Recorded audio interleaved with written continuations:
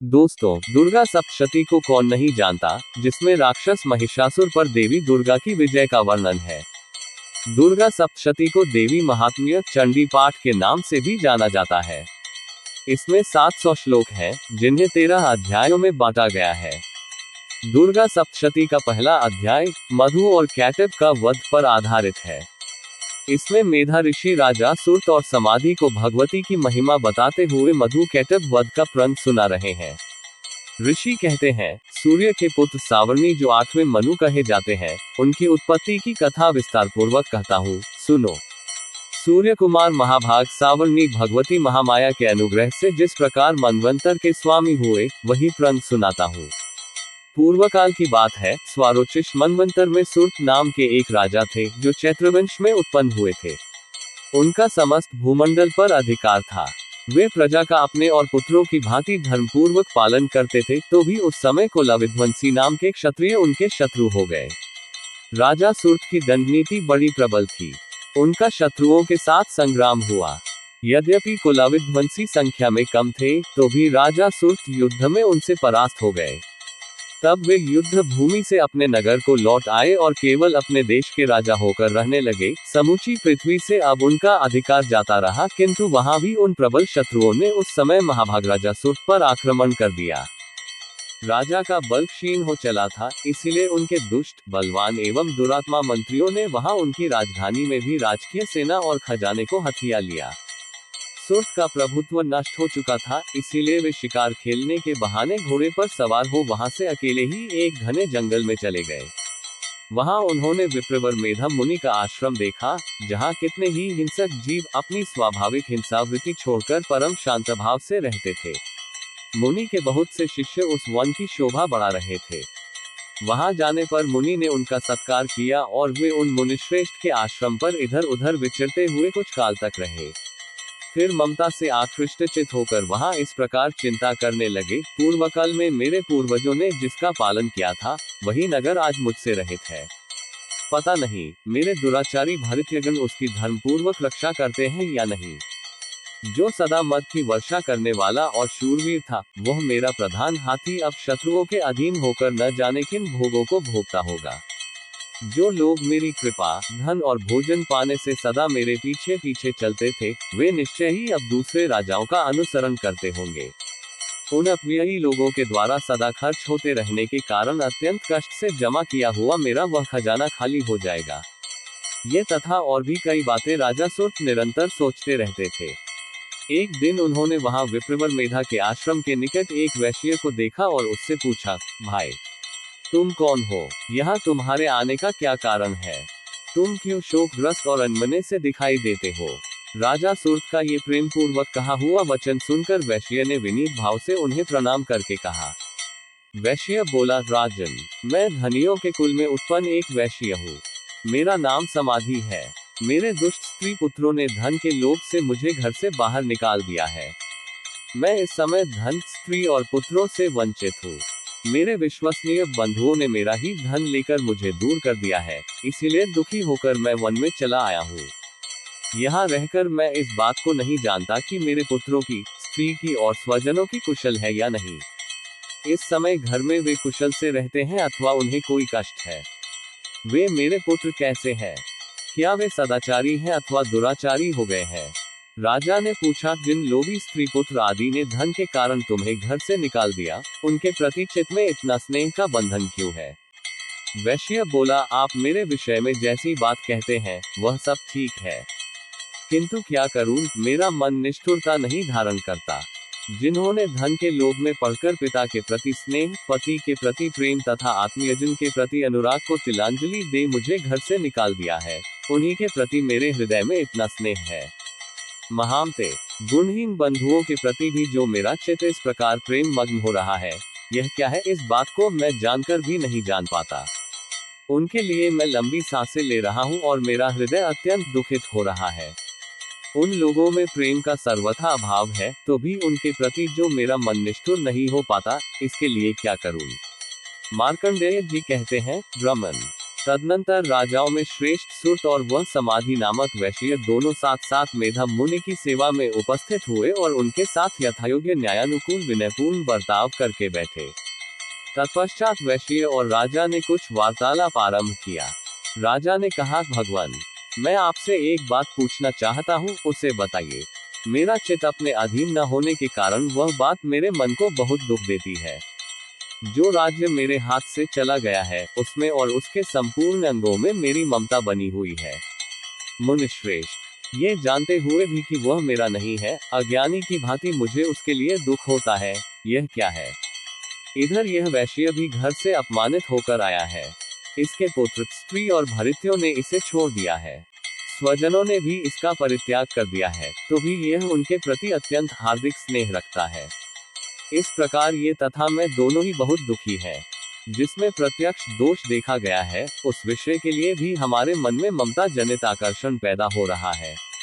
महाभाग, हम दोनों समझदार हैं, तो भी हम में जो मोह पैदा हुआ है, यह क्या है? विवेक शून्य पुरुष की भांति मुझमें और इसमें भी यह मूर्ता प्रत्यक्ष दिखाई देती है। ऋषि बोले, महाभाग, विषय मार्ग का ज्ञान सब जीवों को है।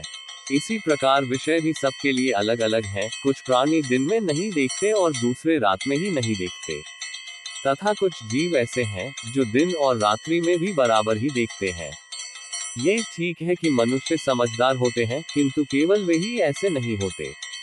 पशु, पक्षी और मृग आदि सभी प्राणी समझदार होते हैं। मनुष्यों की समझ भी वैसी ही होती है जैसी उन मृग और पक्षियों की होती है।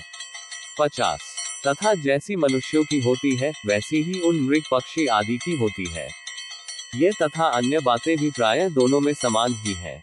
समझ होने पर भी इन पक्षियों को तो देखो, ये स्वयं भूख से पीड़ित होते हुए भी मोहवश बच्चों की चोंच में कितने चाव से अन्न के दाने डाल रहे हैं।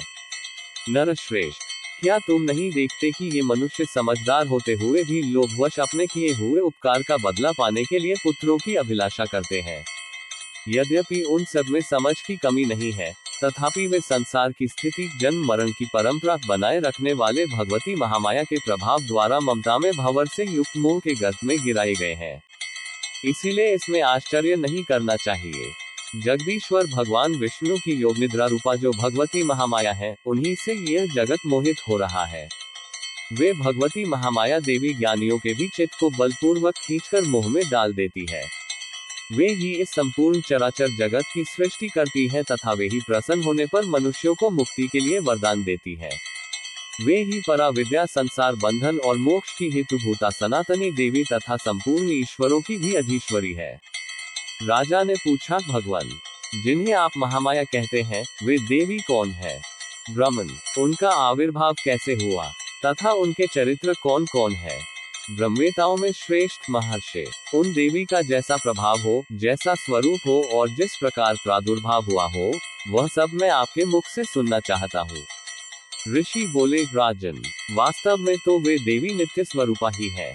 संपूर्ण जगत उन्हीं का रूप है तथा उन्होंने समस्त विश्व को व्याप्त कर रखा है, तथापि उनका प्राकट्य अनेक प्रकार से होता है।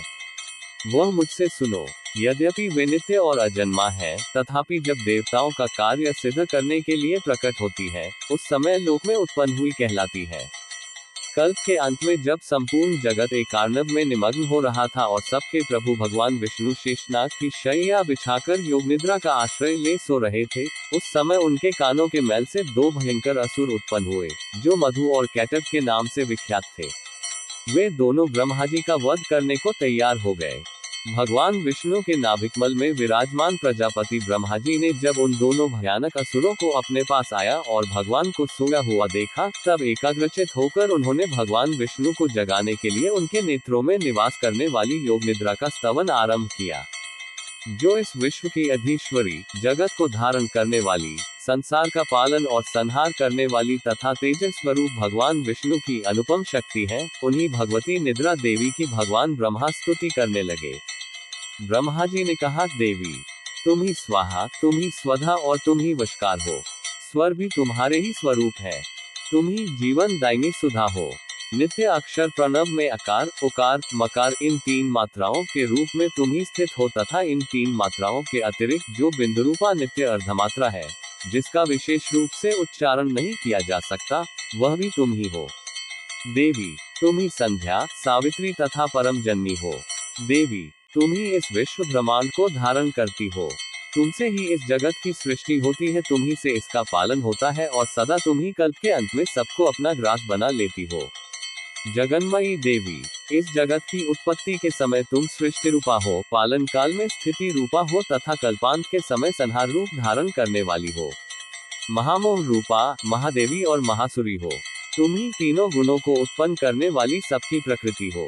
भयंकर कालरात्रि, महारात्रि और मोहरात्रि भी तुम ही हो। तुम ही श्री, तुम ही ईश्वरी, तुम ही हरि और तुम ही बोध स्वरूपा बुद्धि हो। लज्जा, पुष्टि, तुष्टि, शांति और क्षमा भी तुम ही हो। तुम खड्गधारिणी, शूलधारिणी, घोर रूपा तथा गदा, चक्र, शंख और धनुष धारण करने वाली हो। बाण, भुशुंडी और परिघ ये भी तुम्हारे अस्त्र हैं।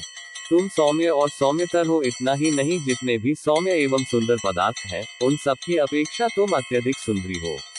पर और अपर सबसे परे रहने वाली परमेश्वरी तुम ही हो। सर्वस्वरूपे देवी, कहीं भी सत असत रूप जो कुछ वस्तुएं हैं और उन सब की जो शक्ति है, वह तुम ही हो। ऐसी अवस्था में तुम्हारी स्तुति क्या हो सकती है।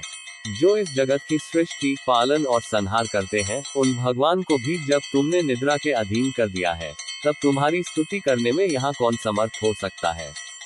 मुझको भगवान शंकर को तथा भगवान विष्णु को भी तुमने ही शरीर धारण कराया है, अतः तुम्हारी स्तुति करने की शक्ति किसमें है। देवी, तुम तो अपने इन उदार प्रभावों से ही प्रशंसित हो। ये जो दोनों दुर्धर्ष असुर मधु और कैटभ हैं, इनको मुंह में डाल दो और जगदीश्वर भगवान विष्णु को शीघ्र ही जगा दो। साथ ही इनके भीतर इन दोनों महान असुरों को मार डालने की बुद्धि उत्पन्न कर दो। ऋषि कहते हैं, राजन, जब ब्रह्मा जी ने वहां मधु और कैटभ को मारने के उद्देश्य से भगवान विष्णु को जगाने के लिए तमोगुण की अधिष्ठात्री देवी योग निद्रा की इस प्रकार स्तुति की, तब वे भगवान के नेत्र, मुख, नासिका, बाहु, हृदय और वक्षस्थल से निकलकर अव्यक्त जन्मा ब्रह्मा जी की दृष्टि के समक्ष खड़ी हो गई। योग निद्रा से मुक्त होने पर जगत के स्वामी भगवान जनार्दन उस एकार्णव के जल में शेषनाग की शैया से जाग उठे। फिर उन्होंने उन दोनों असुरों को देखा। वे दुरात्मा मधु और कैटभ अत्यंत बलवान तथा पराक्रमी थे और क्रोध से लाल आंखें किए ब्रह्मा जी को खा जाने के लिए उद्योग कर रहे थे। तब भगवान श्रीहरि ने उठकर उन दोनों के साथ 5000 वर्षों तक केवल बाहुयुद्ध किया। वे दोनों भी अत्यंत बल के कारण उन्मत्त हो रहे थे। इधर महामाया ने भी उन्हें मोह में डाल रखा था, इसीलिए वे भगवान विष्णु से कहने लगे, हम तुम्हारी वीरता से संतुष्ट हैं, तुम हम लोगों से कोई वर मांगो। श्री भगवान बोले, यदि तुम दोनों मुझ पर प्रसन्न हो तो अब मेरे हाथ से मारे जाओ। बस इतना सा ही मैंने वर मांगा है, यहाँ दूसरे किसी वर से क्या लेना है। ऋषि कहते हैं, आंडिस को इस प्रकार धोखे में आ जाने पर जब उन्होंने संपूर्ण जगत में जल ही जल देखा, तब कमलनयन भगवान से कहा, जहाँ पृथ्वी जल में डूबी हुई न हो, जहाँ सूखा स्थान हो, वहीं हमारा वध करो।